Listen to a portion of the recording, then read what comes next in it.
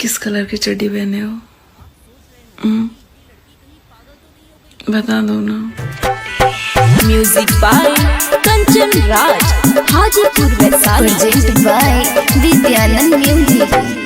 होली खेले हैं वो हम सिंबल के चौक पर, सिंबल के चौक पर, सिंबल के चौक पर। होली खेले हैं वो हम सिंबल के चौक पर, रंग देबो चड्डी छौड़ा राइफल के नोक पर, रंग देबो चड्डी छौड़ा राइफल के नोक पर। होली खेले हैं वो हम सहरसा के चौक पर, होली खेले हैं वो हम किशनपुर के चौक पर, रंग देबो चड्डी छौड़ा राइफल के नोक पर, रंग देबो चड्डी छौड़ा राइफल के नोक पर, रंग देबो चड्डी छौड़ा राइफल के नोक पर, रंग देबो चड्डी छौड़ा राइफल के नोक पर।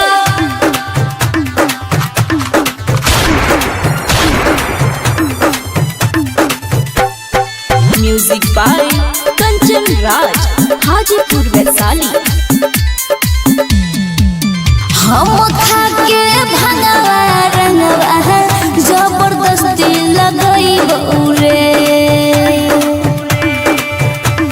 हे रे कोई बोला तो होली में खाली गोली चलइबौ रे।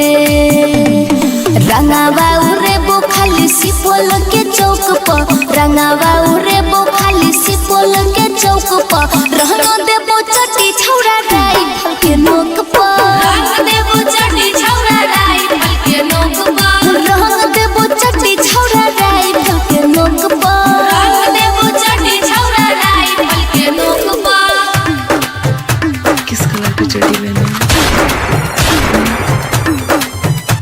बता दो ना। Music by Kanchan Raj, Hajipur Vaishali. होलिया में नाचा दे बहु तोर नई कहाँ डर सरे। किस कलर की चड्डी पहने हो? हे रे लाल का पियर का रंगवा डलबो चड्डी तरवा रे। होलिया में चड्डी फेंकबौ झाड़ोख पर, होलिया में चड्डी फेंकबौ झाड़ोख पर, रंग देबो चड्डी छौड़ा राइफल के नोक